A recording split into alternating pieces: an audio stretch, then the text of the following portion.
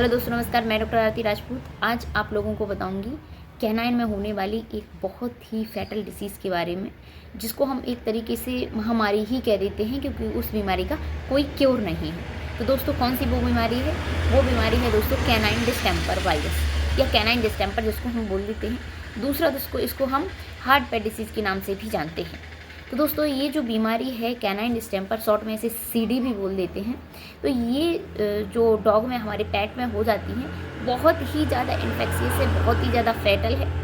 और ये बच्चों में या यूँ कहें हम कि 6 मंथ से 6 वीक से 12 वीक तक के जो पपीज़ हैं, उनमें सबसे ज़्यादा देखने को मिलती है।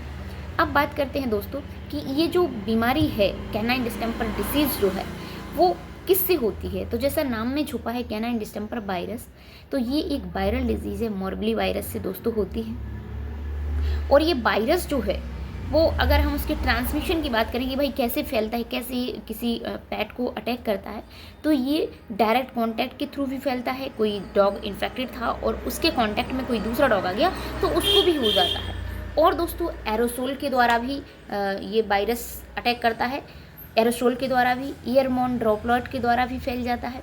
कफिंग के द्वारा, जैसे कोई डॉग है उसको जो है कैनाइन डिस्टेम्पर है और कोई दूसरा डॉग आया, उसने उसके सामने कफिंग कर दी, तो कफिंग के द्वारा भी फैल जाता है।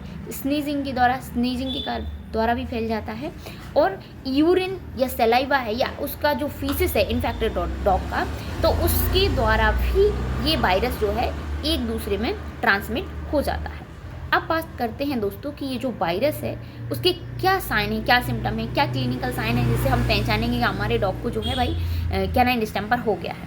तो दोस्तों, ये जो वायरस है वो मेनली बॉडी के 5 सिस्टम को अफेक्ट डालता है, इसीलिए ये खतरनाक बीमारी मानी जाती है। दोस्तों, पहला हम बताएंगे आपको रेस्पिरेटरी सिस्टम। ये जो वायरस है रेस्पिरेटरी सिस्टम को पर अटैक करता है, जिसके कारण हमारे डॉग में कफिंग आती है, नेजल डिस्चार्ज आएगा और लेवर्ड ब्रीदिंग, बहुत ही उसको डिस्निया होगा, पेनफुल ब्रीदिंग बोलेगा।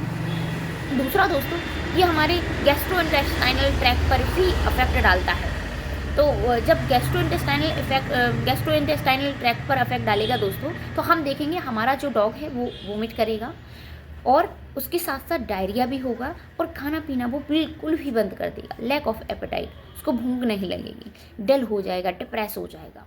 नेक्स्ट दोस्तों, ये न्यूरोलॉजिकल साइन भी शो करता है, मतलब तीसरा क्या है, नर्वस सिस्टम पर भी अफेक्ट डालता है। मेन साइन है दोस्तों, सीजर आएंगे।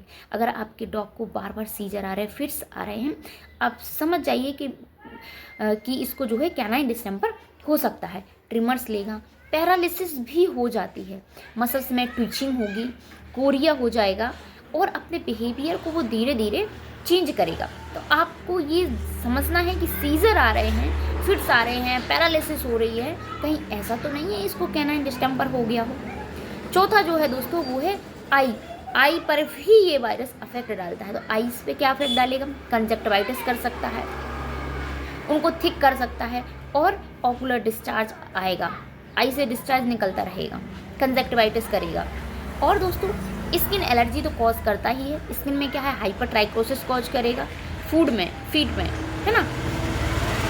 और दोस्तों, और इसका जो प्रिक्यूलर साइन है वो है फीवर। बाईफेजिक फीवर आता है दोस्तों इसमें, और हाई फीवर रहेगा 104 से 107 डिग्री फ़ारेनहाइट तक इसमें जो है फीवर रहता है। और डर्मेटाइटिस हो ही जाता है, हमने आपको बता ही दिया है। अब बात करते हैं दोस्तों ट्रीटमेंट। जैसा हमने आपको पहले भी बताया, ये महामारी तरीके की बीमारी है, बहुत ही खतरनाक बीमारी है। इसके बावजूद भी इसका ट्रीटमेंट नहीं। क्यों ट्रीटमेंट नहीं है दोस्तों? एक तो ये वायरल डिसीज़ है, तो वायरस का कोई ऐसा एंटीडोट नहीं होता है, ये हम आपको पहले ही बता चुके हैं। तो हम इसका जो ट्रीटमेंट देंगे वो क्या देंगे, सपोर्टिव ट्रीटमेंट देंगे। सेकेंडरी बैक्टीरियल इन्फेक्शन से बचने के लिए हम एंटीबायोटिक थेरेपी भी चलाएंगे और जो है सप्लीमेंट थेरेपी भी देंगे। तो मेन चीज़ क्या है दोस्तों, मेन चीज़ है इसका प्रिवेंशन। ट्रीटमेंट से ज़्यादा ये जो है प्रिवेंशन की तरफ हमें ध्यान देना चाहिए। तो हमें क्या करना है, अगर हम अपने घर में डॉग को पाल रखे हैं, तो सबसे ज़्यादा ज़रूरी है कि हम अपने डॉग की वैक्सीनेशन अवश्य करवाएं। वैक्सीनेशन सबसे ज़्यादा इम्पोर्टेंट है, सबसे ज़्यादा इफेक्टिव होती है हमारे डॉग को। और वैक्सीनेशन कब करवानी है, 6 से 8 वीक की एज में हमारे जो पपीज़ हैं उनमें हमें वैक्सीनेशन करवानी है। इसके बाद उसकी हमें जो है बूस्टर डोज भी लगवानी है। आप ओनर को समझाएं या आपके पास है कोई डॉग, तो आप जो है कैनाइन डिस्टेम्पर से बचने के लिए अपने डॉग को वैक्सीन अवश्य लगवाएं। बहुत बहुत धन्यवाद दोस्तों। ये देखिए दोस्तों, ये जो है कुछ पिक्चर्स के ज़रिए हमने आप लोगों को समझाने की कोशिश की है। फिर ये कैनाइन डिस्टेम्पर में ये देखिए दोस्तों, आँखों में कितना ज़्यादा लैक्राइमेशन हो रखा है। ये सिम्टम है कैनाइन डिस्टेम्पर्स के।